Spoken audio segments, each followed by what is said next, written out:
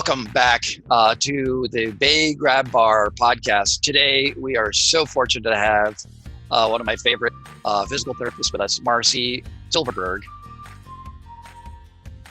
You know, we're talking about safety, and we have the same ultimate goal as we want people to age in place and stay in their homes and be safe in their homes, and we want to prevent falls, right? That's what we're talking about. So from my end, a lot of times people fall and they're rushing. They might be rushing to the bathroom, and they might be rushing to the bathroom because they're having incontinence. You know, so incontinence plays a role in falls, and it's very, very common. In older people, gosh, in nursing homes, 75% of people have incontinence of either urine or bowel movement, and that causes them to fall. And I think that no one asks them, you know, like, do you leak? You know, like if you're comfortable asking someone, do you leak?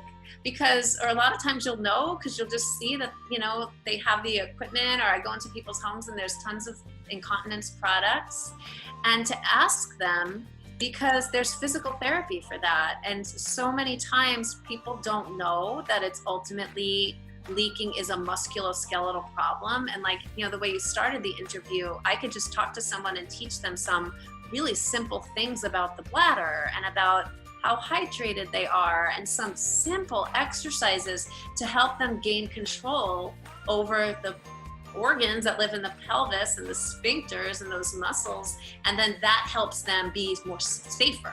And it also helps them feel better and have a social life and feel like they can go out and not always be looking for the bathroom. So I think that'd be a good way to support them, is to address the incontinence piece as well, and its role in keeping people safe at home.